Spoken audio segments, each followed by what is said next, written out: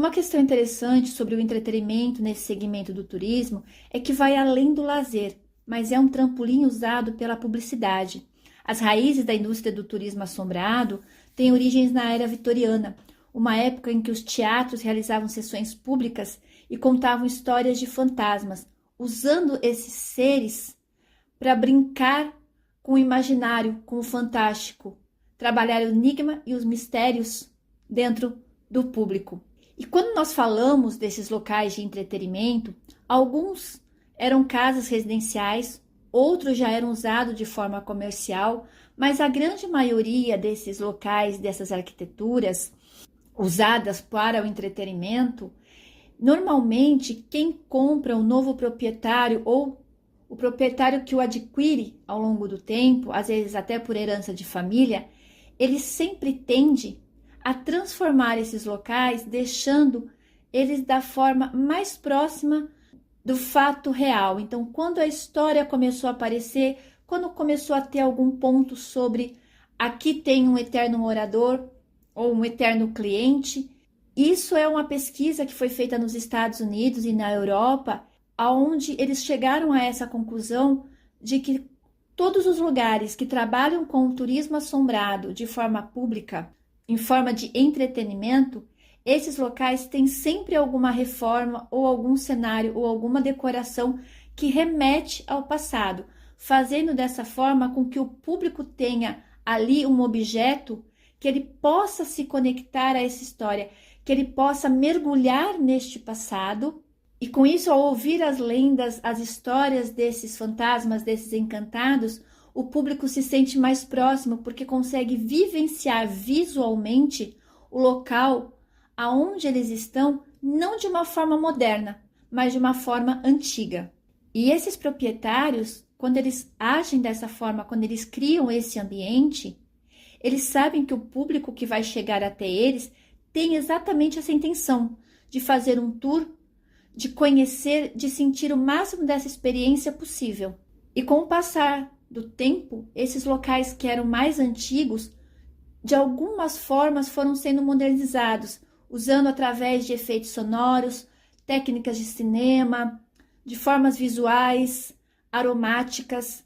Então, essa tecnologia, com o passar do tempo, também começa a fazer parte desses entretenimentos assombrados, que muitas vezes se mescla com sons reais, de eternos moradores reais. Mesmo que o público, como nós já falamos nos outros módulos, não acreditem literalmente em fantasmas, mas eles querem vivenciar. O fato é que há uma pesquisa que fala, principalmente de hotéis e restaurantes e em alguns teatros antigos, que o público acaba voltando para vivenciar de novo essa experiência. Eu acredito, eu sei que não tem fantasmas, eu não acredito nessas coisas, mas eu gostei desse ambiente e a pessoa volta lá, ela acaba voltando. Tem uma pesquisa nos Estados Unidos feita por um grupo de empresários de uma rede de hotel, que eles chegaram a essa conclusão, que muitos dos hóspedes não acreditam, dizem que realmente são céticos a ter alguma coisa sobrenatural ou assombrada no hotel, mas que eles voltam para vivenciar esse tour, para vivenciar o ambiente do hotel. Muitos mesmo que falam que não acreditam, mas voltam e dizem, eu voltei de novo para provar para minha amiga que realmente não tem nada aqui.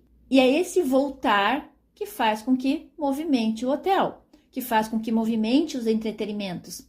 Indiferente nesse ponto se o público acredita ou não que ali tem um eterno morador ou um eterno visitante. Mas o fato é que voltam, porque nós seres humanos, todos nós, existe em nós essa vontade de descobrir algo diferente, de tentar achar no desconhecido alguma atração, da curiosidade. E a curiosidade movimenta entretenimentos. Pode parecer estranho transformar uma cena de crime em uma atração turística, que é o que acontece com a maior parte dos locais, mas existe toda uma indústria construída em torno dessa questão. E esse não é um conceito recente. Um exemplo é o Coliseu de Roma. O público, no passado, eles iam até o local para assistir combate de gladiadores que terminavam em morte. Muitos iam para ver os criminosos serem executados. Entre outras batalhas e mortes que ocorriam por animais selvagens e outros tipos de morte, e sempre havia público. Esse era um tipo de entretenimento da época. O folclorista e professor de antropologia da Universidade do Sul da Califórnia, ele descreve esse tipo de entretenimento do turismo assombrado também como uma forma de educação e aprendizado, quando a história do local envolve o contexto da história da própria cidade ou do conceito humano sobre o indivíduo. Segundo o professor Henry, ao conhecer a história do passado, por mais trágica que ela seja, está se conhecendo a história do presente em que vivemos. Se fizermos uma análise com foco na cidade de Salem, nos Estados Unidos, assim como Triora, na Itália, que tem ao longo da história sua economia sendo movimentada pelas lendas e histórias assombradas de uma época onde as bruxas eram caçadas, ou seja, mulheres que tinham conhecimento além do que se considerava normal para a época, e que até hoje essas histórias elas impulsionam a economia. E além da economia, elas são bases de estudo, de pesquisa que impulsionam as mídias, como o cinema, por exemplo, como os filmes de Abracadabra, Jovem Bruxas e tantos outros. Na década de 2010, na cidade de Salem, foi feita uma pesquisa que aponta que a cidade recebeu mais de 520 mil visitantes anualmente. E a cada ano esse número aumenta. Em New Orleans, em Louisiana, nos Estados Unidos, e Pluckley, na Inglaterra, recebem visitantes anualmente com focos nos locais onde as lendas e histórias dos eternos moradores e dos eternos visitantes escrevem um caminho de morte. Milhões de turistas todos os anos movimentam a economia do local, buscando provas e recordações para contarem que estiveram no local onde existem fantasmas e encantados. Alguns levam nessas lembranças tanto souvenirs locais como histórias próprias para contar que viram, que ouviram, que sentiram, e muitas dessas pessoas retornam a esses locais ou indicam amigos, e hoje em dia no mundo mais moderno, indicam seguidores. E apesar de serem histórias tristes muitas vezes, os guias turísticos que levam as pessoas, o público a esses passeios, a esses tours, seja de forma externa ou de forma indoor, dentro dos hotéis, dos navios, eles conseguem transformar essas histórias, desses momentos trágicos, de uma forma mais divertida, pois a natureza humana, como nós falamos agora há pouco, tem um fascínio pelo mistério, pelo desconhecido.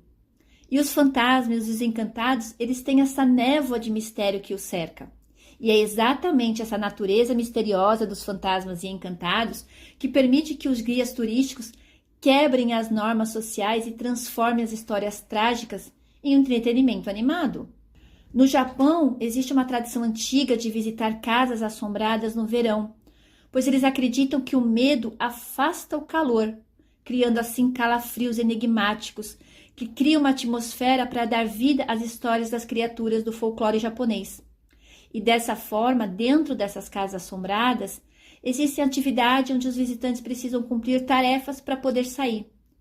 E existe um público que cresce a cada ano, que busca por esses locais, e uma expectativa de contagem para a chegada do verão, todos os anos para vivenciar de novo essa experiência.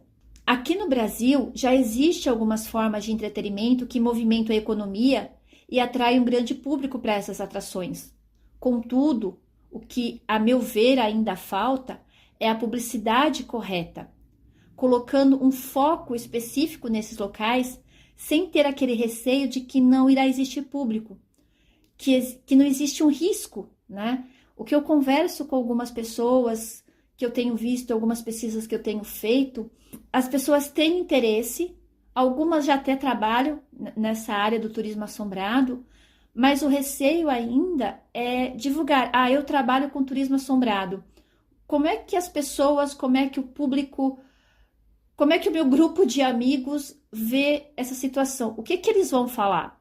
O turismo assombrado não é diferente de outros tipos de turismo, não é diferente de outros mercados. Existe risco, como existe risco em qualquer mercado.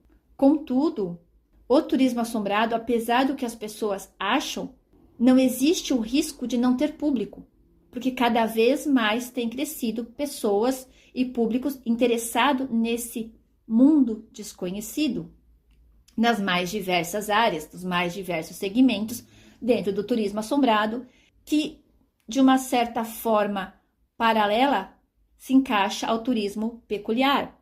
Mas voltando um pouco no tempo, um dos primeiros entretenimentos assombrados, digamos que numa época mais moderna, já usando de efeitos especiais movidos a vapor, foi do ano de 1915 na Inglaterra. Era uma espécie de casa de diversão ou parque de diversão, como esses que nós vemos hoje em dia, desses estilos mais itinerantes. O turismo assombrado, ele está em crescimento a cada dia. O mistério, os enigmas, as histórias desses eternos fantasmas encantados impulsionam sua popularidade em todos os segmentos. Isso movimenta a economia do local e movimenta o público. Os proprietários desses locais com eternos moradores, se souberem como trabalhar e divulgar, têm em mãos um negócio lucrativo e de forma comprovada por pesquisas e estatísticas, seja no Brasil ou em qualquer outro país. Precisam apenas serem corajosos o suficiente para admitir que atuam com turismo assombrado, que ele existe e que ele é lucrativo. Existe uma forma e ferramentas de fazer esse segmento de entretenimento assombrado junto ao turismo assombrado dar certo. Afinal, o impossível não existe, porque sempre vai haver público querendo vivenciá-lo. Mas esse é um tópico para um outro curso ou uma outra oportunidade.